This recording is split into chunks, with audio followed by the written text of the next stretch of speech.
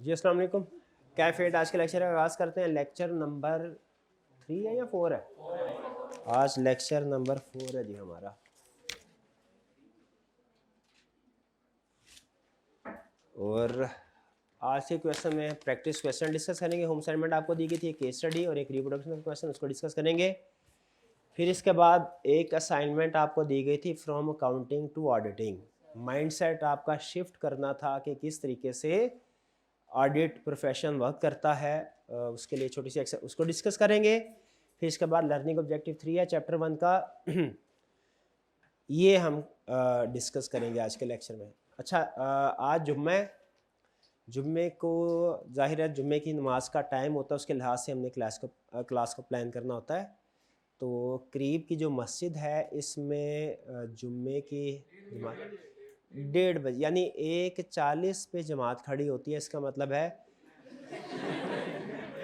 1:30 बजे तक क्लास हमें ख़त्म कर देनी चाहिए। तो आपसे पहली दरख्वास्त ये है कि जुम्मे वाले दिन हजरात वज़ू करके क्लास में आया करें, ताकि 1:30 पे जैसे ही क्लास हम फ्री करें फौरी तौर पे आप जाएं। फिर भी 10 मिनट हमारे पास होंगे, तो कोशिश करनी है आपने, वरना 1:30 तक हम क्लास कोशिश करेंगे। चले 5 मिनट पहले 1:25 तक क्लास हम फ्री कर दें। आज नमाज पढ़नी है। चलें ठीक है, 1:25 में ठीक है जी। वुजू के 5 मिनट आपको आज के लिए 1:25 में क्लास में जी। तो जुम्मे वाले दिन हमारी क्लास की ड्यूरेशन थोड़ी कम हुआ करेगी। नॉर्मली 1.5 घंटे की होती है, जुम्मे वाले दिन तकरीबन 1 घंटा 10 मिनट की होगी। चलिए स्टार्ट करते हैं। सबसे पहले हाइब्रिड क्लास रूम नंबर 6 में अगर मेरी आवाज़ ठीक जा रही है तो एक दफ़ा हाथ उठा दीजिए। हाइब्रिड का शाबाश। और हाइब्रिड क्लास रूम नंबर 4 में अगर आवाज़ ठीक जा रही है तो हाथ उठा दीजिए। शाबाश। चलिए, कोई क्वेश्चन पूछना चाहते हो पूछ लीजिए। सबसे पहले प्रीवियस लेक्चर में से कोई क्वेश्चन? कोई क्वेश्चन नहीं है, सब ठीक है। जी जी पूछिए। शाबाश।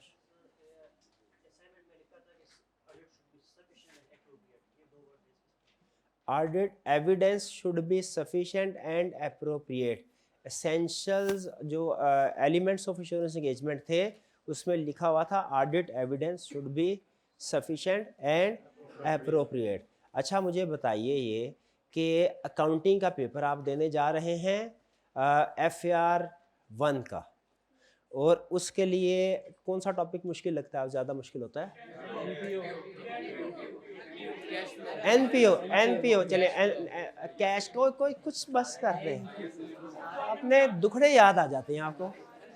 NPO, इन भाईजान ने NPO की प्रिपरेशन के लिए 2 क्वेश्चंस अटेम्प्ट किए पूरे। बताइए क्या इनकी तैयारी ठीक है? इसको हम कहते हैं इन्होंने सफिशिएंट प्रैक्टिस नहीं की। सफिशिएंट का मतलब होता है क्वांटिटी, मुनासिब होना। तो उसी तरह एविडेंस ऑब्टेन करते हुए भी हमने एविडेंस जो ऑब्टेन करना है वो सफिशिएंट ऑब्टेन करना है। ये ना हो कि जितना काम रिक्वायर्ड है उससे कम काम कर लिया जाए। काम हमने चेकिंग करनी है, फर्ज कीजिए हमने 95% और 30% चेकिंग करके कहें भाई हम मुतमिन हो गए हैं और कोई मसला नहीं है। स्टैंडर्ड कहता है ऐसा नहीं, audit evidence should be sufficient. ये समझ आ गया आपको? अच्छा, दूसरा लफ्ज था एप्रोप्रिएट। एप्रोप्रिएट, इन भाईजान ने NPO के 200 क्वेश्चंस कर लिए। सफिशिएंट है कि नहीं? सर ये तो मोर देन सफिशिएंट है। लेकिन एक चीज और सुन लें, ये NPO का टॉपिक जो है ये सचमुच ये आईकॉम के सिलेबस में भी मौजूद है। इन्होंने FAR 1 की तैयारी करनी थी, लेकिन उसके लिए आईकॉम के, BCom के, NPO के 200 क्वेश्चन कर लिए। सफिशिएंट तो है, क्या एप्रोप्रिएट है? एप्रोप्रिएट नहीं। शाबाश। और ये भाई ने आवाज लगाई बिल्कुल ठीक, रेलिवेंट ही नहीं है। बिल्कुल, इसका मतलब एप्रोप्रिएट का मतलब रेलिवेंट होना होता है। ठीक है, तो एविडेंस को सफिशिएंट भी होना चाहिए और एप्रोप्रिएट भी होना चाहिए। ये ना हो एविडेंस ऑब्टेन करना था कहीं रिटर्न फॉर्म में, आप ज़बानी कलामी पूछ के आप कहें सर हो गया, बस काम कर तो लिया है ना, चले। लेकिन ये काम अगर रिटर्न फॉर्म में करना था, ज़बानी कलामी कर लिया, किया सही, लेकिन जिस तरीके का करना था उस तरीके का नहीं किया, तो इसका मतलब है ये एप्रोप्रिएट नहीं है। एविडेंस को सफिशिएंट भी होना चाहिए, एप्रोप्रिएट भी होना चाहिए। मजीद इसकी डिस्कशन हम फ्यूचर का टॉपिक होगा उसमें स्टडी करेंगे। और कोई क्वेश्चन? सर एक ऑडिटर जो एश्योरेंस रिपोर्ट प्रोवाइड करेगा वो कब प्रोवाइड करेगा, जब फाइनेंशियल स्टेटमेंट्स मॉडिफाइड होंगी या अनमॉडिफाइड होंगी? हाँ शाबाश, अच्छा ये अच्छा क्वेश्चन है, कंसेप्चुअल क्वेश्चन है कि एश्योरेंस प्रोवाइडर अपनी एश्योरेंस रिपोर्ट कब प्रोवाइड करेगा? जब फाइनेंशियल स्टेटमेंट्स में कोई गड़बड़ होगी, यानी जब मॉडिफिकेशन होगी तब, या कि जब फाइनेंशियल स्टेटमेंट ठीक होंगे। इसका जवाब है इन बोथ केसेस। जब फाइनेंशियल स्टेटमेंट ठीक है तब भी एश्योरेंस रिपोर्ट होगी, तब एश्योरेंस रिपोर्ट होगी अनमोडिफाइड। और जब फाइनेंशियल स्टेटमेंट्स में कोई गड़बड़ है तब भी एश्योरेंस रिपोर्ट दी जाएगी, तब होगी मॉडिफाइड रिपोर्ट, दोनों सूरतों में जाएगी। ठीक है जी। और सर आपने कहा था कि फ्रॉड्स होते हैं ना, उस सेल्स क्रेडिट में जो क्रेडिट से रिकॉर्ड कर दिए जाते हैं, मगर सर इससे तो फ्यूचर में तो लॉसेस ज्यादा होंगे क्योंकि बैड रिकॉर्ड करना होगा। अच्छा फ्रॉड, उन्होंने कहा सर आपने बताया कि एक इंडस्ट्री में कॉमन वे फ्रॉड करने का होता है कि क्रेडिट सेल रिकॉर्ड की जाती है। तो सर क्रेडिट सेल, तो उनका कहना यह है कि सर क्रेडिट सेल तो फ्यूचर में उससे बैड डेट भी बढ़ेंगे। तो ये कंपनीज या चीफ एग्जीक्यूटिव क्यों करते हैं?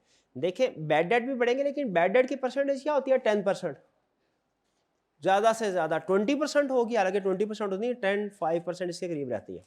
तो अगर 90% प्लस हो, 10% माइनस भी हो जाए, तो ओवरऑल चीफ एग्जीक्यूटिव की फेवर में बात जा रही होती है।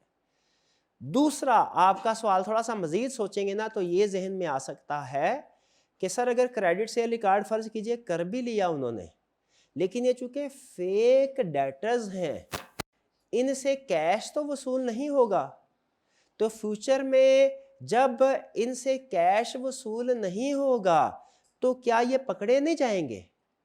इसका जवाब है अगर तो ये ऐसे ही सिर्फ एंट्री रिकॉर्ड करके चीफ एग्जीक्यूटिव चुप करके बैठ जाता है तो फ्यूचर में पकड़ा जाएगा। क्योंकि ऑडिटर के ऑडिट प्रोसीजर में एक प्रोसीजर ये होता है कि जितने भी रिसीवेबल्स हैं, ज़रा गौर से सुनिएगा, जितने भी रिसीवेबल्स हैं बैलेंस शीट में, देखना है ईयर एंड के बाद कैश रिसीव हुआ कि नहीं हुआ, ये ऑडिटर चेक करता है। और इसी तरह पेएबल्स में भी एक प्रोसीजर है, वो क्या है कि जितने भी पेएबल्स हैं ईयर एंड पे, वो ईयर एंड के बाद पे हुए हैं कि नहीं हुए, ये तो वो तो पकड़े जाएंगे जब ऑडिटर ये चेक करेगा। इसीलिए मैनेजमेंट एक और काम करती है, जैसे एक झूठ को छुपाने के लिए 100 झूठ, मुहावरा सुना होगा, बोलने पड़ते हैं ना, तो मैनेजमेंट एक और काम करती है, क्या? ईयर एंड पे इसको रिकॉर्ड कर लिया और ईयर एंड के बाद इसको रिवर्स कर लिया कि कह दिया ये तो सेल्स रिटर्न हो गया सर, सेल्स रिटर्न हो गया। अब रिटर्न हो गया तो ऑडिटर भी कहेगा ठीक है अब तो पैसे आने नहीं है, ना बैड डेट रिकॉर्ड होगा ना ही पैसे वापस आएंगे। लेकिन जो चूंकि अगले साल की सेल्स रिटर्न है तो इस साल में तो प्रॉफिट ओवरस्टेट हो गया, मैनेजमेंट कहती है इस साल तो प्रॉफिट कमीशन खाते हैं, अगले साल की अगले साल देखेंगे, अगले साल भी कोई ना कोई जुगाड़ लगा लेंगे। तो मैनेजमेंट फिर एक फ्रॉड को छुपाने के लिए और फ्रॉड भी करती है। और बाज़ औक़ात मैनेजमेंट क्या करती है कि दूसरे लोगों को अपने साथ मिला लेती है। जब फ्रॉड करने के लिए एक से ज्यादा लोग मिल जाएं, इसे कहते हैं कोलुजन, COLLUSION, कोलुजन। यूनियन और कोलुजन दोनों का मतलब एक ही है, एक से ज्यादा लोगों का मिल जाना, मकसद में फर्क है। अच्छे मकसद के लिए लोग मिले हम कहते हैं यूनियन, यूनियन इज स्ट्रेंथ, सुना होगा मुहावरा, मैट्रिक में पढ़ते थे। और बुरा काम करने के लिए लोग जब आपस में मिलते हैं ना, उसे कहते हैं कोलूजन। तो फ्रॉड के लिए वर्ड क्या यूज होता है? कोलूजन। तो मैनेजमेंट क्या करती है? कोलूजन। जैसे वो अपनी किसी ना किसी रिलेटेड पार्टी को, अपने किसी रिश्तेदार को, जान पहचान वाले को कहेंगे भाई हम तुम्हारा नाम अपने डेटर्स की लिस्ट में डेबिट कर रहे हैं फेक सेल रिकॉर्ड करने के लिए। अगर कभी कोई तुमसे ऑडिटर आके पूछे ना कि तुम पैसे क्यों नहीं दे रहे, तो तुमने क्या मान जाना है कि हाँ हमने पैसे देने हैं, अभी हालात ठीक नहीं है, अनकरीब दे देंगे। तुमने झूठ मूठ ऑडिटर को ये इंफॉर्मेशन दे देनी है ताकि उसकी तसल्ली हो जाए। इसको हम क्या कहते हैं? कोलूजन। तो मैनेजमेंट जो कार्रवाई करती है वो जाहिर है उसको भी अंदाजा है। देखिए मैं तो आपको सिंपल एग्जांपल बताऊंगा ना अभी, वरना प्रैक्टिकली इतनी बेवकूफ मैनेजमेंट तो नहीं होगी कि फेक सेल रिकॉर्ड कर दे, वो पूरा सारा जाल बिछाते हैं, ठीक है। लेकिन हम ऑडिटर की भी ट्रेनिंग इस तरीके से की जाती है, हमारी भी ट्रेनिंग बड़े बड़े सीनियर्स ने की है, आईफैक्ट उसमें दिमाग बैठे हैं दुनिया के, वो हमें बताते हैं कि मैनेजमेंट किस किस तरीके से फ्रॉड कर सकते हैं और आप किस किस तरीके से पकड़ सकते हैं, ठीक है। तो इन शॉर्ट मैनेजमेंट के ये बिल्कुल टेक्निक्स हैं फ्रॉड करने की जो मैंने आपके साथ शेयर की है। फेक सेल रिकॉर्ड कर दिया, बाद में रिवर्स कर दिया, किसी रिलेटेड पार्टी को साथ मिला के, जानने वाले को साथ मिला के उससे कहा कोलूजन के ज़रिए से ऑडिटर को गलत इन्फॉर्मेशन पहुंचा दो, ये तरीका है। लेकिन याद रखें इन सारे दाव पेच का तोड़ हमारे प्रोफेशन में मौजूद है, लेकिन वो मैं अभी नहीं बता रहा, वो बात थोड़ा हट के चली जाएगी, जब पॉइंट आएगा, टाइम आएगा, मैं इंशाल्लाह एक्सप्लेन करूंगा। और कोई क्वेश्चन? हाइब्रिड क्लास में अगर कोई क्वेश्चन है तो पूछ लीजिए, कोई ना कोई क्वेश्चन हाइब्रिड क्लास में से पूछ लीजिए ताकि मेरी तसल्ली हो जाए कि हाइब्रिड क्लास वाले जब सवाल पूछना चाहें पूछ सकते हैं। शाबाश, जल्दी से पूछ लीजिए। मीनवाइल फिजिकल में से कोई पूछना चाहे पूछिए जी। इन्वेंट्री के थ्रू जब सेल्स रिटर्न होगी वो नहीं देखिए सेल्स रिटर्न तो अगले साल की हो जाएगी। हम जिस साल का ऑडिट कर रहे हैं, हाँ, उस साल में हमने जो स्टॉक होगा 31 दिसंबर में हमने तो वही देखना है एज ऑडिटर। ईयर एंड के बाद अगर स्टॉक सेल या परचेज हुआ है तो अमूमी तौर पे हम वो नहीं देखते, देखना चाहे देख सकते हैं, कुछ सिचुएशन में देखते भी हैं, लेकिन अमूमी तौर पे हमारा रूल ये होता है कि जिस साल का ऑडिट कर रहे हैं उसी साल की चीज़ों को हमने चेक करना है जी। और हाइब्रिड क्लास में से कोई क्वेश्चन पूछिए, रूम नंबर 4 में से, रूम नंबर 4 में से कोई क्वेश्चन है पूछ ले जी। जी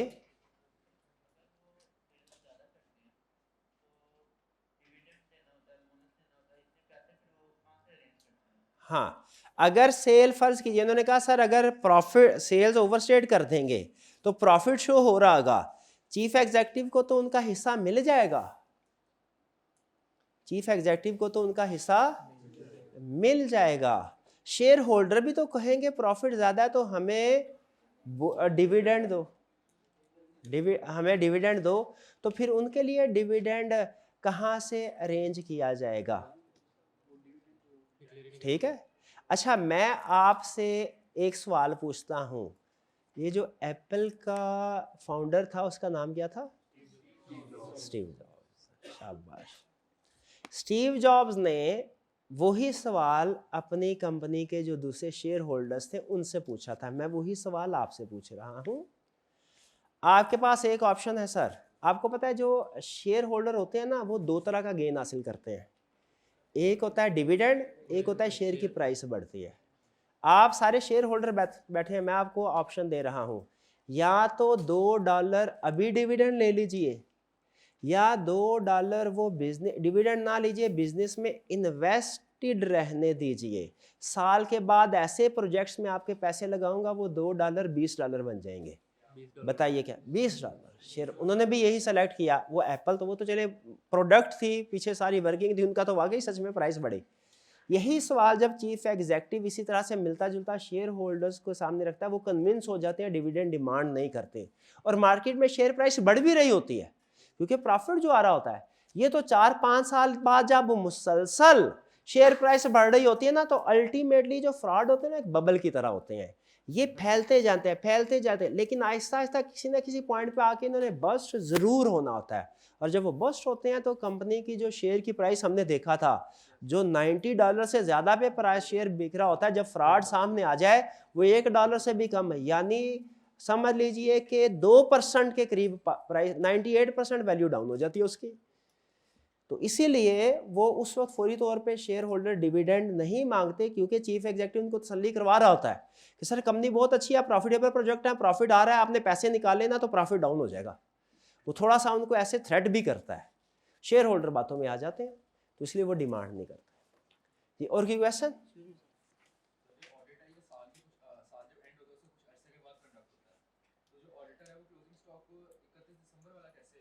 इनका सवाल ये है कि जो ऑडिट होता है वो साल ख़त्म होने के बाद होता है, तो जो एंडिंग पे स्टॉक होता है ऑडिटर इसको कैसे वेरीफाई कर लेता है? तो आपके जो सवाल के स्टार्ट में एक कंसेप्ट गलत है, मैं उसको ठीक करना चाहता हूँ। ऑडिट साल ख़त्म होने के बाद स्टार्ट नहीं होता, साल ख़त्म होने से पहले ही स्टार्ट हो जाता है। जैसे अगर किसी कंपनी का, अब ये कंपनी लॉ का कंसेप्ट है, लेकिन ऑडिट में आपको दोबारा बता रहा हूँ क्योंकि मैंने वादा किया था जो भी दूसरे सब्जेक्ट का कंसेप्ट होगा इधर आपको बताऊंगा। अगर किसी कंपनी का ईयर एंड 31 दिसंबर है ना, तो लॉ ये कहता है इस कंपनी की जो एनुअल जनरल मीटिंग होगी ना, जिसमें इस कंपनी के शेयर होल्डर्स को ये फाइनेंशियल स्टेटमेंट दी जाएंगी, वो ईयर एंड के बाद 120 दिन के अंदर अंदर होगी। यानी जो 31 दिसंबर है जिस कंपनी का ईयर एंड, उस कंपनी की एनुअल जनरल मीटिंग ना, अब ये मार्च के एंड पे, ये मार्च का महीना चल रहा है ना, या अप्रैल के स्टार्ट, अप्रैल के मिड में जाके कहीं होगी। अब ये जो अप्रैल, याद रखिएगा कंसेप्ट ऑडिट में आगे भी यूज होगा, ये जो अप्रैल 2000, फर्ज कीजिए 20 अप्रैल 2024 की एजीएम होगी, इसमें 31 दिसंबर 2023 की फाइनेंशियल स्टेटमेंट प्रेजेंट की जाएगी। एक काम तो ये होगा। एक दूसरा काम क्या होगा कि इसमें ऑडिटर अपॉइंट होगा, ये भी काम होता है। ये ऑर्डिनरी बिजनेस की एक एग्जांपल में लिखा हुआ उन्होंने। दो काम, एक ऑडिटर अपॉइंट होगा। अब ये जो ऑडिटर अपॉइंट होता है ना, ये जो 2024 अप्रैल 2024 की एजीएम में ऑडिटर अपॉइंट होगा, ये गैस कीजिए पिछले गुजर गए साल की फाइनेंशियल स्टेटमेंट्स को ऑडिट करने के लिए अपॉइंट होता है कि कमिंग ईयर एंड के लिए, कमिंग ईयर एंड के लिए, याद रखिएगा। तो जो अप्रैल 2024 में ऑडिटर अपॉइंट होगा, उसने फॉर द ईयर एंडेड 31 दिसंबर 2024 की फाइनेंशियल स्टेटमेंट्स को ऑडिट करना है। इसीलिए ऑडिटर ईयर एंड से 8-9 महीने पहले अपॉइंट हो चुका होता है। यानी जो ऑडिटर 2024 का ऑडिट करेंगे ना, अगले महीने अपॉइंट हो जाएंगे, वो कंपनीज अपने अगले महीने अपॉइंट कर लेंगे उसको, तो ऑडिटर पहले अपॉइंट हो जाता है। इसीलिए ईयर एंड पे वो स्टॉक काउंट करना चाहे वो भी कर सकता है। इवन वो ईयर एंड से 2-3 महीने पहले थोड़ा बहुत काम शुरू करना चाहे, थोड़ा बहुत काम शुरू करना चाहे तो वो भी कर सकता है, क्योंकि उसे पता है बाद में भी तो करना है। ठीक है, जैसे आप लोग रिजल्ट के बाद भी तो ये ऑडिट का सब्जेक्ट ले सकते थे, क्लासेस ज्वाइन कर सकते थे। आपने रिजल्ट से पहले क्यों क्लासेस ले लें? क्योंकि आपको पता है सब्जेक्ट तो पढ़ना ही पढ़ना है भाई, सीए करना है तो ये सब्जेक्ट तो पढ़ना पड़ेगा ही। तो अगर बाद में करेंगे तो वर्कलोड बढ़ जाएगा, तो पहले क्लासेस ले लेते हैं ताकि कोई 30% के करीब काम पहले हो जाए, 70% बाद में। तो इसीलिए ऑडिटर जो ईयर एंड जिसका उसने ऑडिट करना है उससे 7-8 महीने पहले अपॉइंट हो चुका होता है, 8-9 महीने पहले, वो अगर चाहे तो ईयर एंड के बाद भी ऑडिट शुरू कर सकता है। लेकिन बहुत से ऑडिटर ऐसे हैं, बल्कि ज्यादातर ऑडिटर ऐसे हैं जो कुछ काम ईयर एंड से पहले कर लेते हैं और कुछ काम ईयर एंड के बाद कर लेते हैं। ठीक है, आपको कोई इतराज तो नहीं है अगर ऑडिटर ईयर एंड से पहले कोई काम कर ले और तू बाकी का काम ईयर एंड के बाद कर ले? हाँ, कोई, बस सफिशिएंट होना चाहिए काम और एप्रोप्रिएट होना चाहिए। कर जब मर्जी ले, जब सहूलत हो करे, पहले करे बाद में करे, सुबह करे शाम करे, हमें कोई लेना देना, एविडेंस से करना है। क्लियर जी? और कोई क्वेश्चन? जी मेरे भाई।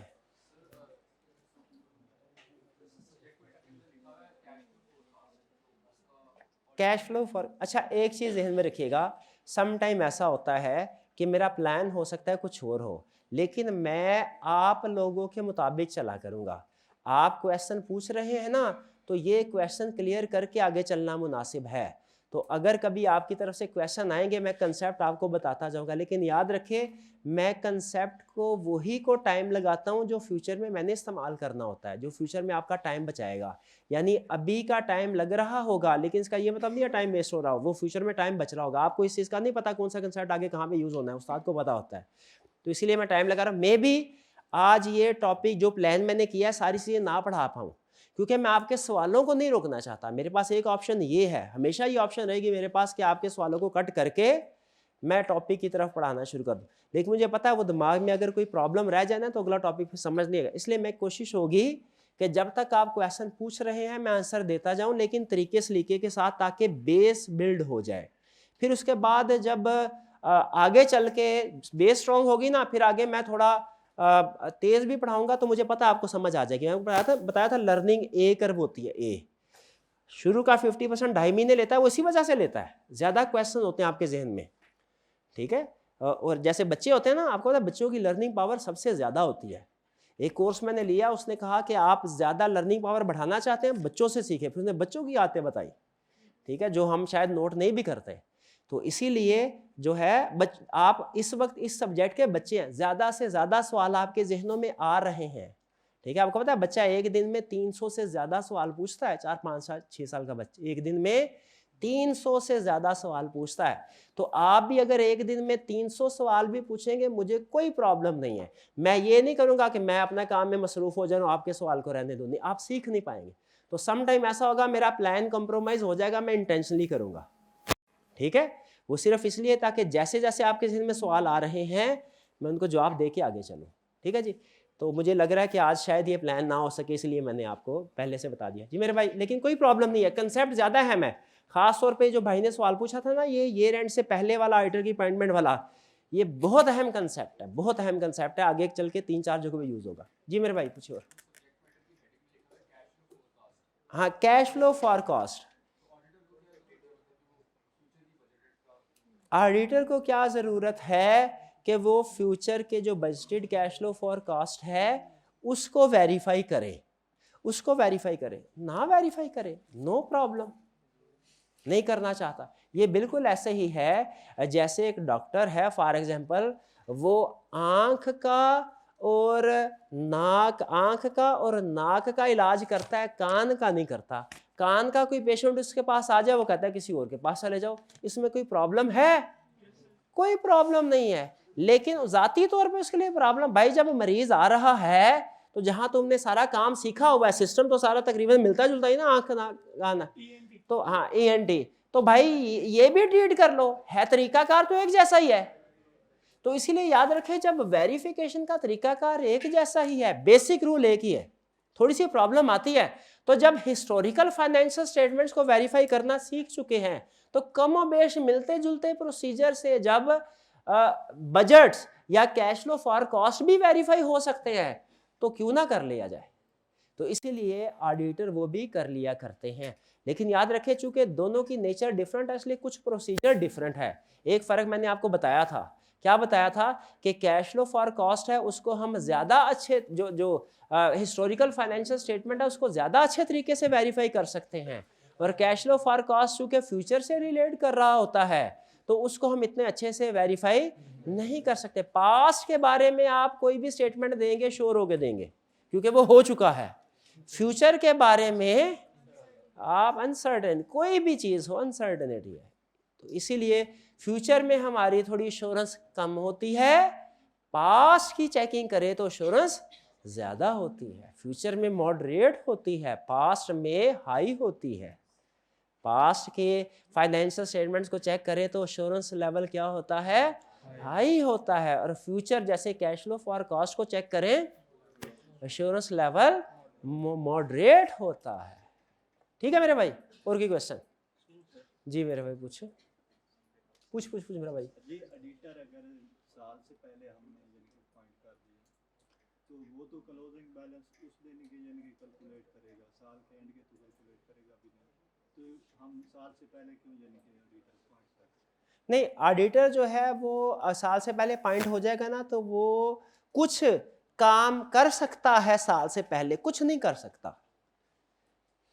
ठीक है, जैसे चले एक और कंसेप्ट आपको दे देता हूं। ऑडिटर मैंने आपको बताया अगर नॉर्मली साल से पहले अपॉइंट होता है, कभी कभार हो सकता है ना भी हो, मतलब लीगल रिक्वायरमेंट की वायलेशन भी तो हो जाती है बाज़ औक़ात। अमूमी तौर पे पहले पॉइंट हो जाता है। अगर वो पहले पॉइंट हो जाए उसके पास ऑप्शन होती है, चाहे तो कुछ प्रोसीजर ईयर एंड से पहले कर ले, कुछ प्रोसीजर ईयर एंड के बाद कर ले।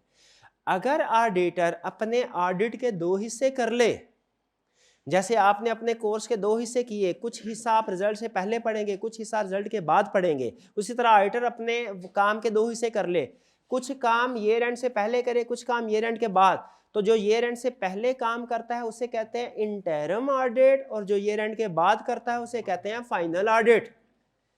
इंटरम ऑडिट, फाइनल ऑडिट, समझ आ रहा है? इंटरम ऑडिट, फाइनल, चाहे तो सारे का सारा काम फाइनल ऑडिट स्टेज पे ही करे, चाहे तो कुछ इंटरम ऑडिट में कर ले, कुछ फाइनल ऑडिट पे।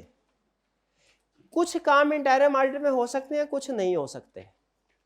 जैसे अगर ऑडिटर जुलाई के महीने में चला गया तो वो इनकम एंड एक्सपेंस की आइटम्स को तो चेक कर सकता है, बैलेंस शीट की आइटम्स को नहीं चेक करेगा, बेवकूफ होगा अगर उनको चेक करेगा। गैस कर सकते हैं क्यों?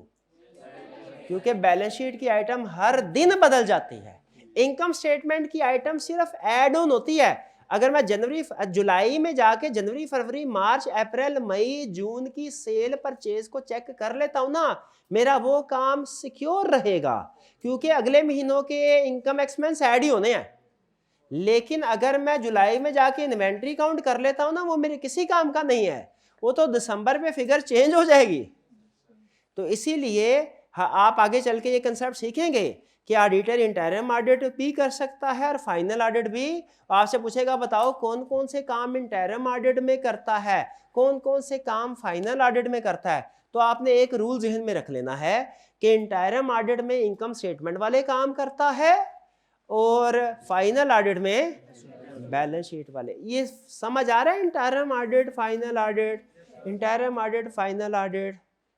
तो बताइए अगर ऑडिटर, अभी पता चल जाता है, समझ आया कि नहीं? क्योंकि मुझे लगता है कोई नहीं समझ आया। नहीं, ठहर जाएं। इंटरम ऑडिट है और फाइनल ऑडिट है। बताइए कि इंटरम ऑडिट की ऑडिट रिपोर्ट कब दी जाएगी, फाइनल ऑडिट की ऑडिट रिपोर्ट कब दी जाएगी? जी, इंटरम ऑडिट की बिफोर ईयर और फाइनल।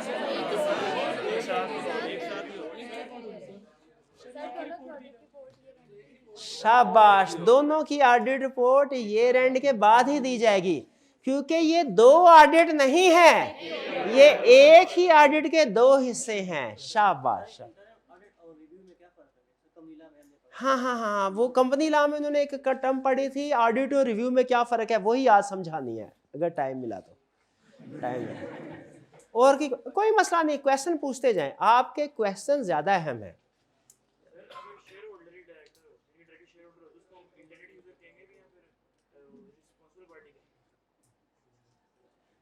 नहीं, अगर शेयर होल्डर, क्वेश्चन ये है कि शेयर होल्डर ही अगर डायरेक्टर भी हो, कभी कभार ऐसे होता है, शेयर होल्डर भी डायरेक्टर भी होता है, उसको हम क्या कहेंगे? देखिए लॉ में भी ऐसा होता था, बाज़ औक़ात वो शेयर होल्डर भी डायरेक्टर होता था, तो शेयर होल्डर वाले चैप्टर में हम उसे कहते थे शेयर होल्डर, और डायरेक्टर वाले चैप्टर में उसे कहते थे डायरेक्टर। तो यहाँ पे भी वो दोनों पोजीशन होल्ड कर रहा है। शेयर होल्डर की पोजीशन के तौर पे हम उसे कहेंगे ये शेयर होल्डर है, और डायरेक्टर की पोजीशन के तौर पे हम उसे कहेंगे वो डायरेक्टर है। ठीक है जी। अब मेरा सवाल, अगर कोई ऑडिटर भी है और शेयर होल्डर भी है, तो उसे ऑडिटर कहेंगे कि शेयर होल्डर? के दोनों नहीं कहेंगे, शेयर होल्डर कहेंगे। गलत, वो तो हो ही नहीं सकता, पढ़ा नहीं था। ऑडिटर अगर शेयर होल्डर होगा तो वो इंडिपेंडेंट नहीं होगा, और ऑडिटर की सबसे अहम खसूसियत इंडिपेंडेंट होना ही है। हाँ, किसी और कंपनी में हो सकता है, हाँ फिर मैं तो उसी कंपनी की बात कर रहा। चले दोबारा सवाल पूछ ले, अगर ऑडिटर कंपनी का डायरेक्टर भी है तो उसे ऑडिटर कहेंगे या डायरेक्टर या दोनों? कोई भी नहीं कहेंगे, वो हो ही नहीं सकता। ऑडिटर अगर डायरेक्टर होगा तो वो इंडिपेंडेंट नहीं होगा। पढ़ाया नहीं था वो उसमें क्विज में भी बताया था, भूल गए?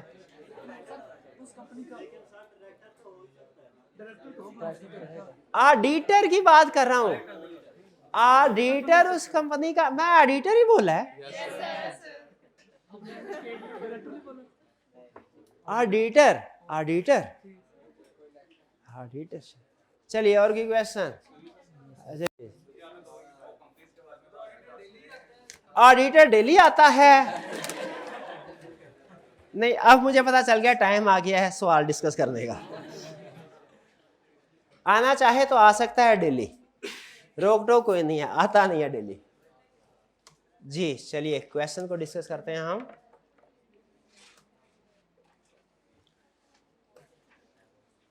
अच्छा ये केस स्टडी है।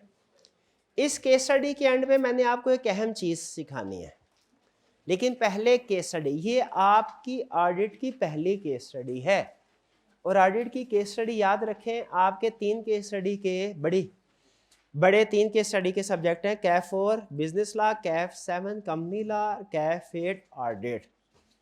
कैफ 8 की केस स्टडी बाकी दोनों की केस स्टडी से डिफिकल्ट इस सेंस में है, इसमें वैरायटी ज्यादा है। कैफ 4 में लिमिटेड वैरायटी है, वो सिर्फ चंद एरियाज में घूमता है। कैफ 7 में एरियाज ज्यादा होते हैं, उनमें घूमता है। और कैफ 8 में तो हर चैप्टर के अंदर डिफरेंट लर्निंग ऑब्जेक्टिव की भी ज्यादा केस स्टडी होती है। तो इसमें केस स्टडी फर्ज कीजिए, कैफ 4 में अगर कोई 5 लेवल की केस स्टडी है, कैफ 7 में 15 तरह की 15 लेवल केस स्टडी है, तो यहाँ पे समझ लीजिए कि 50 तरह की केस स्टडीज होगी, 50 तरह की केस स्टडीज होगी। लेकिन परेशानी की बात नहीं है, हर तरह की केस स्टडी कैसी पूछ सकता है, उसको कैसे सॉल्व करना है, वो मटेरियल मौजूद है। आपने सिर्फ उसको प्रैक्टिस करना है, सिर्फ प्रैक्टिस करना है। प्रैक्टिस कर लेंगे इंशाल्लाह हर तरह की केस स्टडी तैयार हो जाएगी। लेकिन और प्रैक्टिस भी ज़्यादा नहीं मांग रहा, 2 घंटे आपसे मैंने मांगे हैं हर रोज़ के, उन 2 घंटे में वो प्रैक्टिस हो जाएगी। लेकिन आपने जहन को थोड़ा सा खोल के सोचना है केस स्टडी को, कंसेप्ट को अप्लाई करते हुए। ये ना सोचिएगा कि जो रटाल गया एज इट इज़ आ जाएगा, नहीं, कंसेप्ट वही होंगे, समझना पड़ेगा। एक दफ़ा केस स्टडी की समझ आ गई, सॉल्व करना फिर आसान होगा, क्योंकि जो पढ़ा है उसी में से केस स्टडी उसने पूछनी है। पहला असूल, केस स्टडी जब भी आई सबसे पहले रिक्वायरमेंट को आपने पढ़ना है। इसकी रीज़न क्या है? इसकी रीज़न ये है कि एक है ब्लाइंड अप्रोच, एक है फोकस्ड अप्रोच। जब आप पहले इंफॉर्मेशन पढ़ रहे होंगे ना, ब्लाइंड अप्रोच होगी, आपको नहीं पता एंड में पूछा क्या है, जवाब क्या देना है। जब ये नहीं पता ना एंड में जवाब क्या देना है, तो आपके लिए आंसर करना मुश्किल हो जाएगा, क्योंकि आप सोच रहे होंगे कुछ भी पूछ सकता है। लेकिन जब रिक्वायरमेंट पड़ी होगी तो आपको पता होगा उसने क्या पूछा है, आप उस इंफॉर्मेशन का उस रिक्वायरमेंट के मुताबिक आंसर कर सकेंगे। ठीक है भाई, बात को समझ है। अब ये अजीब सी अचानक ही मेरे जहन में एग्जांपल आई है, कुछ अजीब सी है, लेकिन बहरहाल आपको पता है समझाने के लिए चलता है कुछ ना कुछ। एक टीवी पे एक प्रोग्राम लगा करता था जिसमें कुछ क्वेश्चंस पूछा करते थे ऑडियंस से। अब भी कुछ इस तरह के प्रोग्राम है, जैसे वो नहीं है, वो रमज़ान ख़राब प्रोग्राम लगते हैं वहाँ, उन्हें सवाल पूछते हैं कोई, उस तरह का प्रोग्राम हुआ करता था। उसमें सवाल पूछा करते थे। तो उसमें एक था क्वेश्चन, एक अजीब सा, लेकिन सिर्फ सीखने सिखाने का मकसद और कोई मकसद नहीं है। वो एक गाना चलाया उन्होंने, तकरीबन कोई 30 सेकंड का गाना चला दिया उसने, वो सुन लिया। उसमें वो एक सिंगर होता है, वो बार बार ना कुछ लाइंस को बोलता रहा, बार बार बोलता है। जब तो कहते हैं अच्छी तरह सुन लिया आपने, कहते हैं सुन लिया। फिर वो कहते हैं बताइए इस गाने के अंदर उसने ये वाला लफ्ज कितनी दफ़ा इस्तेमाल किया है, मुझे बताइए कि वो बता सका होगा? नहीं बता सका, वो खुद भी हुआ ना सिंगर, फिर भी नहीं उसे पता होगा कि नहीं। लेकिन अगर यही रिक्वायरमेंट पहले बता देता और फिर बता पाता वो, यही फर्क है रिक्वायरमेंट पहले पता होने में और रिक्वायरमेंट पता पहले ना होने में। अगर आपको रिक्वायरमेंट पहले पता है ना, आप एक एक इंफॉर्मेशन का एनालिसिस कर सकते हैं कि मेरी रिक्वायरमेंट के लिहाज से ये लफ्ज़ रेलिवेंट है या नहीं है। आप आसानी के साथ उसके आंसर को प्लान कर सकते हैं। लेकिन अगर आपको रिक्वायरमेंट का पता नहीं होगा ना, ब्लाइंड अप्रोच होगी, आपको नहीं पता एंड में जाके क्या पूछने लगा है। हो सकता है वो लेफ्ट साइड वाली चीज़ पूछनी और आप राइट साइड पे सोच रहे हो। तो अगर उसने लेफ्ट साइड वाली चीज़ पूछनी और आप चाहते हैं लेफ्ट साइड वाला ही सोचें, तो पहले क्या काम करना है? तो लिख लीजिए पहला असूल, केस स्टडी के अंदर खास तौर पे सबसे पहले रिक्वायरमेंट पढ़नी है। केस स्टडी का पहला असूल, सबसे पहले रिक्वायरमेंट पढ़नी है।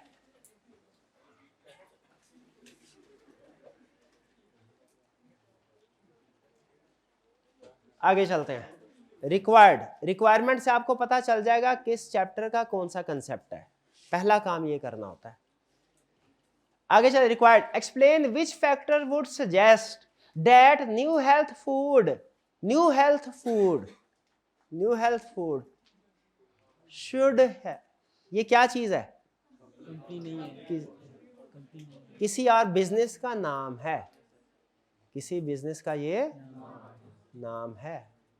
वो एक मूवी थी नेशनल ट्रेजर, उसमें कोई खजाना सर्च करते हैं, खजाने के ना कुछ हिंट्स होते हैं, उनमें एक जगह पे ना हिंट्स उन्हें मिलते हैं, कुछ अल्फाज लिखे होते हैं, बाकी के अल्फाज छोटी ABC में होते हैं। एक लफ्ज़ ऐसा होता है उसका पहला लफ्ज़ कैपिटल होता है, तो वो जो बॉस होता है अपने जूनियर से पूछता है बताइए क्या चीज़ है ये, वो सोचते हैं उन्हें समझ नहीं आती क्या मतलब, कहता है ये किसी का नाम है, क्योंकि जो पहला अल्फ़ाबेट होता है ना कैपिटल, तो इसका इंग्लिश में क्या मतलब होता है? किसी का ये नाम है।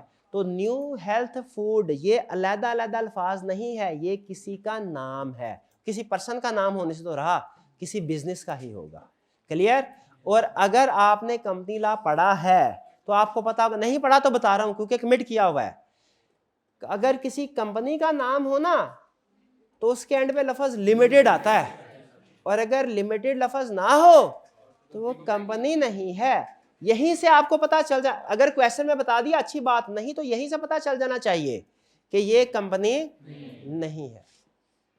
New health food, explain which factor would suggest that new health food should have an audit and which factor would suggest that an audit is not required। ये भी बताना है कि कौन से फैक्टर की वजह से ऑडिट होना चाहिए, ये भी बताना है कौन से फैक्टर की वजह से ऑडिट नहीं होना चाहिए।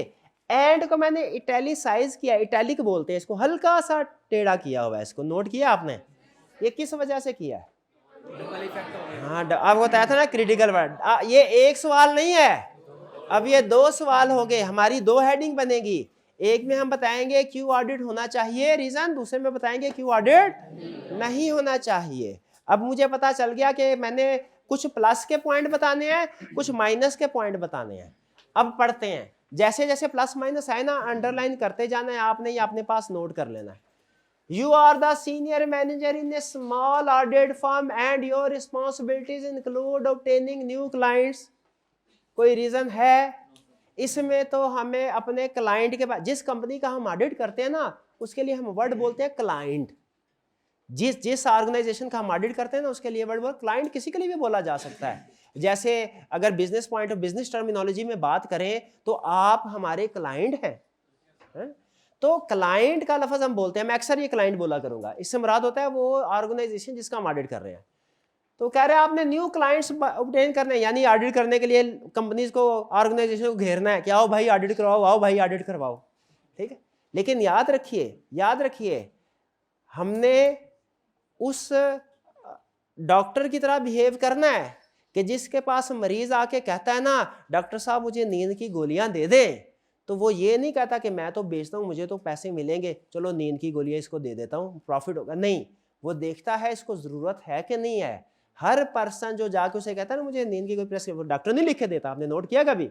वो नहीं लिख के देता। तो बाज़ औक़ात ऐसा होगा, याद रखे, क्लाइंट हमारे पास आके हमें कहेगा ये काम कर दो, हम समझ रहे होंगे ये काम ठीक नहीं है, तो क्या हमें मान लेना चाहिए, कर लेना चाहिए काम?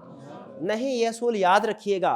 नो, एक जगह पे लिखा था जिंदगी अगर आसान करना चाहते हैं ना, ये ऑडिट की किताब में नहीं किसी और जगह था, तो नो कहना सीखें, नो कहना सीखें। जो बामुरवत कुछ चीज़ें ऐसी होती हैं किताबों में हमें सिखाई जाती हैं, वो हमें ख़राब कर देती हैं, ख़राब कर देती हैं। जैसे मैट्रिक में उर्दू की किताब में अजीबो गरीब किस्म की शायरी और भी बड़ी चीज़ें हैं, बड़े वो ख़राब कर देते।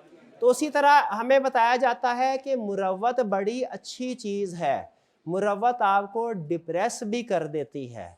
आप कोई काम नहीं करना चाहते, ज़िंदगी वैसे नहीं गुजारना चाहते, लेकिन मुरवतन आपको वो काम करने पड़ते हैं। तो उसने लिखा था नो कहना सीखिए ज़िंदगी में।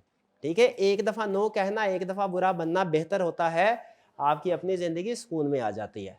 ठीक है, हाँ। और ना, और एक और बात याद आ गई, ये तो वो बात इंशाल्लाह सारी ज़िंदगी काम आएगी, सारी ज़िंदगी, कम से कम मेरे तो बहुत काम आई है, बहुत काम आई है। किताबों में लिखी, बुजुर्ग क्या कहते हैं, जो दानिश्वर हैं वो कहते हैं, असूल याद रखिए ज़िंदगी का, कहते हैं हर नेकी करना लाजिम नहीं है, हर गुनाह से बचना लाजिम है। ठीक है, हर नेकी करना लाजिम है। नहीं, अच्छी बात लगी हो तो कोशिश कीजिएगा अमल करने के लिए। हम समझते हैं हर नेकी करना ज़रूरी होता है, नहीं नहीं नहीं, हर नेकी करना ज़रूरी। तो रास्ते पे जा रहे हो, कोई रोके हाथ दे कहे मुझे लिफ्ट चाहिए, तो मैंने ज़िंदगी में सूल बनाया हुआ है, नहीं, रिस्की नेकी नहीं करनी, ये रिस्की नेकी नहीं करनी, मैं नहीं करता रिस्की नेकी। तो new health food is a family. अच्छा, आगे यहाँ तक कोई प्लस माइनस का पॉइंट है क्या? नहीं, आगे चल। New health food is a family owned partnership with 3 stores. है, पार्टनरशिप का लफ्ज यूज कर लिया। तो बताइए इसमें कोई पॉइंट मिला आपको? ऑडिट करवाने का पॉइंट मिला कि ना करवाने का? ना करवाने का। पार्टनरशिप है, इसके लिए तो रिक्वायर्ड है ही नहीं, पढ़ा था ना। तो पहली रीजन लिख लीजिएगा, एक ऑडिट, ये चूंकि कंपनी नहीं है, ऑडिट इसके लिए रिक्वायर्ड नहीं है, एक रीजन हो गई। आगे, in discussing the business you learn that New Health Food is thinking of expanding to a 4th store in a nearby city but is undecided about how to finance the expansion। 3 store है, वो एक 4था store भी खोलने की कोशिश कर रहे हैं, लेकिन अभी डिसाइड नहीं किया फाइनेंसिंग कैसे हो। इस सेंटेंस में कोई पॉइंट है? यस या नो? क्या इस ना देखें, मिक्स नहीं करना, मैंने इस सेंटेंस में पूछा है। फाइनेंसिंग से रिलेटेड पॉइंट है, ये मुझे भी पता है, लेकिन मैं ये कह रहा हूं कि इस सेंटेंस में कोई प्लस या माइनस का फैक्टर हमें मिला कि नहीं मिला, क्योंकि आपको बड़ा क्लियरली पता होना चाहिए कौन से लफ्ज से क्या मीनिंग निकलता है। मैंने आपको पहले सेंटेंस लेवल पे लेके आना है, फिर वर्ड लेवल पे लेके आना है, फिर इवन अल्फाबेट लेवल पे लेके आना है। अल्फाबेट भी चेंज होने से रिक्वायरमेंट पे फर्क पड़ता है। छोटी सी बात बताई ना, ये कैपिटल वाली, न्यू हेल्थ वाली, ये एंड में आपको बताया था, एस होने या ना होने से भी रिक्वायरमेंट में फर्क पड़ता है। तो इसीलिए मुझे बताइए इस सेंटेंस में कोई फैक्टर है कि नहीं? क्या फैक्टर है? Future forecast. यहां पे कहीं कह रहा है कि फ्यूचर फॉरकास्ट बनानी है,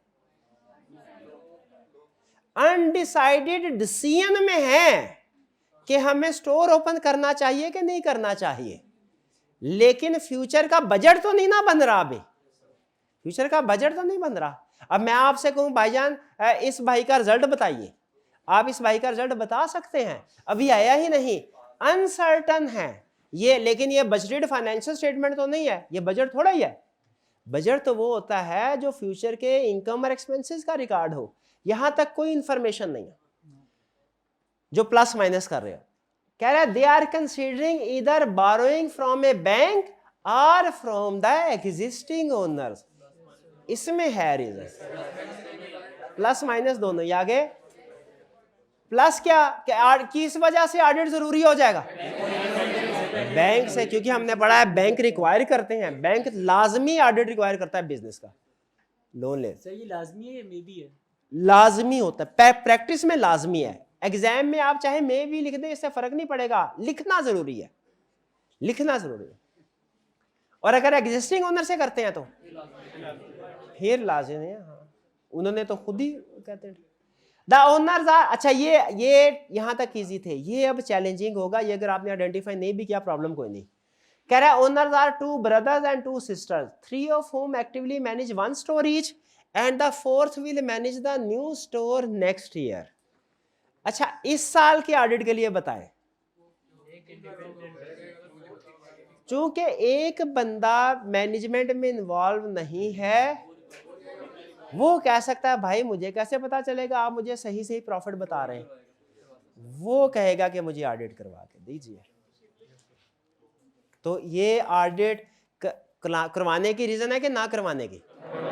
करवाने की। तो 2 फैक्टर हमें मिले जो सजेस्ट करते हैं कि ऑडिट होना चाहिए, और 2 फैक्टर मिले जो सजेस्ट करते हैं ऑडिट की जरूरत नहीं है।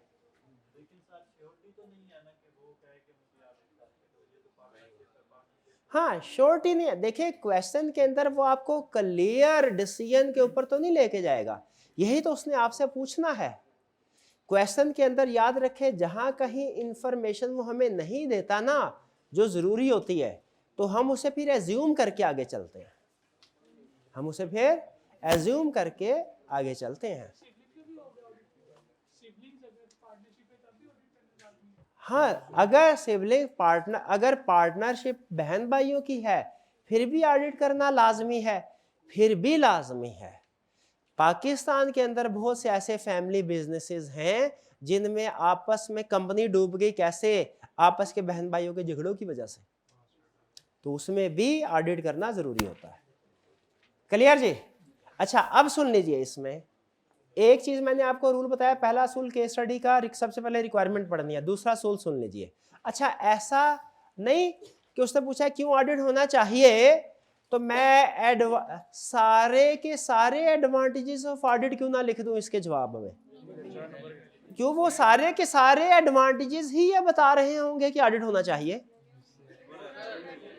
वो रेलिवेंट नहीं।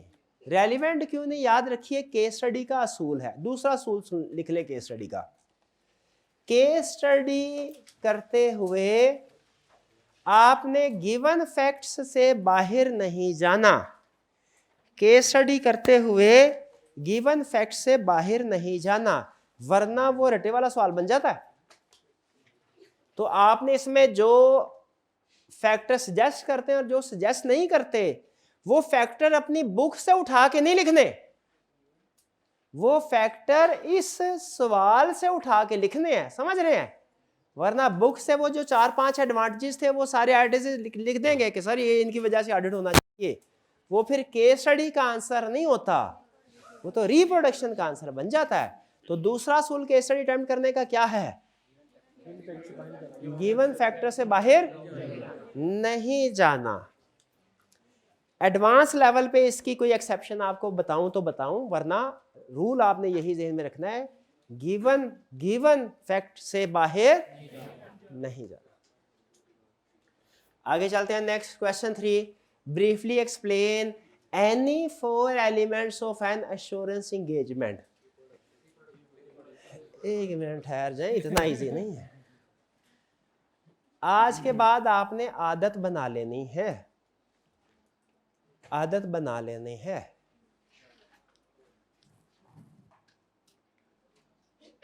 सबसे पहले क्वेश्चन के मार्क्स, अगर मार्क्स लिखे हैं आपके वॉल्यूम 1 वॉल्यूम 2 में, कुछ केस स्टडी में मार्क्स लिखे होंगे, कुछ में नहीं लिखे होंगे, ज़्यादातर में लिखे होंगे।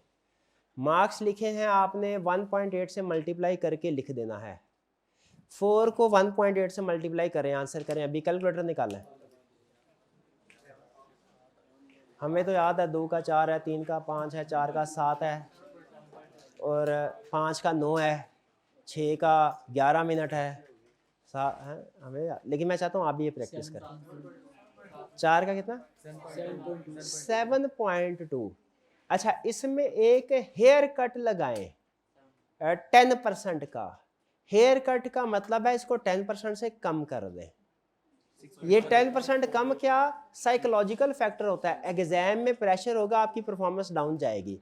क्लासरूम में वो नहीं प्रेशर होगा, घर में पास पेपर का वही क्वेश्चन करते प्रेशर नहीं होगा, वीकली टेस्ट में वो प्रेशर नहीं होगा, आई कैप में होगा।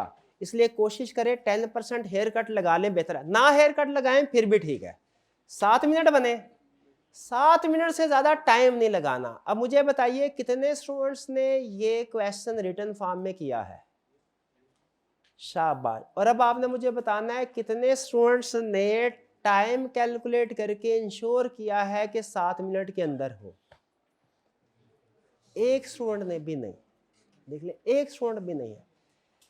ये छोटी सी चीज है, लेकिन अगर इसकी तरफ तवज्जो ना दिलाई जाए तो आप कहते हैं सर आंसर पूरा करना जरूरी है, जितना मर्जी टाइम लगे, टाइम के बारे में ज़हन जाता ही नहीं है। एग्जाम में फिर आपका टाइम आउट हो जाता है। जिस चीज़ का 6 महीने, याद रखें, जो चीज़ की प्रैक्टिस आपने 6 महीने में नहीं ना की, वो चीज़ एग्जाम में भी नहीं आएगी, नहीं आएगी। तो आइंदा कोई भी क्वेश्चन करना है, अगर उसके मार्क्स हैं, सबसे पहले टाइम लिमिट लगानी है, बहुत ज़रूरी है। लगाएंगे जी हाँ। और आपने क्वेश्चन के ऊपर लिखना है। और मुझे दिखा, जब हम असाइनमेंट चेक करेंगे ना, आज की असाइनमेंट चेक हुई है आपकी? कल की भी नहीं हुई? चले, कल से मैं उनको ज़रा इंस्ट्रक्शंस ले देता हूँ। तो इसके ऊपर टाइम लिखा होना चाहिए, ये सवाल कितने अरसे में किया, ये कितने में किया, तो ये कितनी देर में होना चाहिए। पहली लर्निंग आपकी हो गई 7। अब देखें, अगर जब आप कैलकुलेट करेंगे ना आप जाके, तो मेरा ख्याल है आधे से ज़्यादा, कम अज कम आधे से ज़्यादा स्टूडेंट्स का टाइम एक्सेस होगा। क्लियर? अच्छा, अब आगे देखें, उसने लिखा हुआ है ब्रीफली एक्सप्लेन। ब्रीफली एक्सप्लेन, इसका मतलब क्या है? क्या सिर्फ लिस्ट लिख देना, हेडिंग लिख देना, कि एक्सप्लेन भी करना? एक्सप्लेन भी करना है, हेडिंग भी लिखनी है, एक्सप्लेन भी करना है। लेकिन एक्सप्लेन कितना करना है? जितना टाइम जस्टिफाई करे, टाइम के लिहाज से। ये ना फुल, स्टूडेंट क्या कहता है, सर किताब में जितना लिखा उतना ही एक्सप्लेन करना है, उतना ही करूंगा। आई कैप बहुत शातिर है, बहुत शातिर है, आपकी सोच से ज्यादा सही कह रहा हूं, लेकिन आप बेफिक्र रहें, वो दुनिया का आखिरी शातिर नहीं है शातिर बहुत आखिरी। तो वो क्या करता है, कंसेप्ट आपसे पूछता है। आपने पढ़ा होता है कंसेप्ट 6 मार्क्स के साथ वाला, क्योंकि हमने तो पूरा बताना। वो इसमें से कंसेप्ट इस तरीके से पूछता है कि सिर्फ आधा लिखना होता है। स्टूडेंट एग्जाम में बैठ के जज नहीं कर पाता, वो पूरा लिख देता है। आई कैप बहुत खुश हो के उसको पूरे नंबर देता है उस क्वेश्चन में। मुझे बताइए आई कैप कैसे खुश हो के पूरे नंबर देता है? पूरे नंबर, उसने आपका टाइम आउट करवाया, टाइम आउट करवाया। एंड पे जाके एकदम आपको पता चलता है गेम आपके हाथ से निकल गई है, आखिरी 10 मिनट रह गए हैं और 15 नंबर का क्वेश्चन भी रहता है, 10 मिनट में करना है। ये वो शुरू की मिसमैनेजमेंट की वजह से हुआ है। तो याद रखिएगा, बाज़ औक़ात as it is question produce नहीं करना आता, उसको शॉर्ट करना होता है, टाइम के लिहाज से शॉर्ट करना होता है। ये मैं चाहता हूं प्रॉब्लम आप फेस करें, इसलिए मैंने आपको टाइम लिमिट करवाया। प्रॉब्लम फेस करेंगे, आप परेशान होंगे, घबराएंगे, फिर आके पूछेंगे सर इसका क्या करना है, फिर मैं बताऊंगा तो आपको बात समझ आएगी। बच्चे को पहले से बता देना ये काम ना करो, वो नहीं समझ में। ए बच्चे, गरम चाय की प्याली है, इसको हाथ नहीं लगाना, इसको कहेगा हाँ क्यों ना, कोई तो चक्कर है इसमें, क्यों ना लगाऊं इसको, क्यों मना। वो मुहावरा, वो कहानी सुनी होगी ना, वो है अलिफ लैला में, वो सुरमे वाला मिला, वो सुरमा एक आंख में लगाया, ज़मीन के सारे खजाने नजर आने शुरू हो गए, तो सुरमे वाले ने कहा दूसरी आंख में ना लगाना। नहीं सुनी? अलिफ लैला नहीं पढ़ी हुई? हैरी पॉटर तो देखी होगी, ये हैरी पॉटर वाली जनरेशन है, अलिफ लैला। तो कहानी थी उसमें, वो कोई स्वागत है, आप कहानी, टाइम कम है बल्कि टाइम हो गया, आज के टाइम का पता नहीं। तो वो उसमें लेकिन कोई बात नहीं, कुछ लेसन होते हैं जिंदगी भर वाले, ये उनमें से एक है। वो मिलता है फकीर, उसके बाद सुरमा होता है, वो कहता है ये सुरमा ऐसा है, कहानी हर बड़ी इंटरेस्टिंग है लेकिन छोड़े उसको सुरमा लालची बंदे को देता है, उसे कहता है एक आंख में सुरमा लगाओगे ना तो जमीन के छुपे खजाने नजर आएंगे, लेकिन खबरदार दूसरी आंख में ना लगाना। वो एक आंख में लगाता है, खजाने नजर आ जाते हैं, कहता है लगता है दूसरी आंख में लगाऊंगा आसमान के खजाने भी नजर दूसरी में लगाता है, अंधा हो जाता है। तो जब बच्चे से कहा जाता है ना, ए बच्चे ये कप गरम है, हाथ नहीं लगाना, तो कहेगा नहीं हाथ लगा, कोई तो वजह है। लेकिन जब बच्चे का हाथ पकड़ के कप के साथ लगा दिया जाए ना, सारी उम्र नहीं हाथ करीब। तो पहले मैं चाहता हूं मसला आपको पेश आए, फिर आप पूछे। अभी टाइम नहीं, अभी ठहर जाए 2-3 मिनट, इसको तो कंप्लीट करने दे। 2 मिनट है, 2 मिनट है अभी। ब्रीफली एक्सप्लेन, समझ आ गई? 4 ब्रीफली का मतलब एक्सप्लेनेशन भी देनी है, लेकिन एक्सप्लेनेशन वो सारी नहीं जो लिखी हुई है, वो जितने टाइम में दे सकते हो, जितने 7 मिनट में दे। अब कुछ स्टूडेंट की स्पीड ज्यादा है, वो 7 मिनट में पूरा लिख सकते हैं, लिख दें। जिन स्टूडेंट की स्पीड कम है वो सिर्फ ब्रीफली लिखे। अब कितना कट डाउन करना है ये आपकी जजमेंट है, ये आपकी जजमेंट है। फैक्टर सारे होने चाहिए, हर फैक्टर की कुछ ना कुछ एक्सप्लेनेशन हो। 3 factors complete explanation wrong, 4 factor with partial explanation correct. अच्छा, आगे एनी का मतलब क्या है? कोई से भी लिख दो, इसका मतलब कोई से भी लिख दे। 4 अमूमी तौर पे नहीं कहता, खुद से कह दिया तादाद लिख दी। अमूमी तौर पे तादाद लिखनी चाहिए, ये अच्छा सवाल है। 4 तो इसका मतलब कितने बताने हैं? 4 एलिमेंट्स ऑफ एश्योरेंस एंगेजमेंट। अच्छा, एक स्टूडेंट कह लेगा सर क्या 5 बता दें? जरूरत नहीं है। याद रखिए, अगर उसने अव्वल तो आई कैप तादाद मेंशन नहीं करता, लेकिन अगर मेंशन कर दें उससे एक आधा एक्स्ट्रा लिख दें, अच्छा है। एक्स्ट्रा लिख देना बुरा नहीं, अच्छा है, प्रोवाइडेड आपके पास टाइम हो। खुला टाइम है आपके पास अगर, तो फिर एक आधा एक्स्ट्रा लिख दें, कोई प्रॉब्लम नहीं। लेकिन अगर टाइम खुला नहीं है तो फिर 4 ही कम से कम उतने लिखने हैं। क्लियर हुई है बात? समझ आ गई आपको?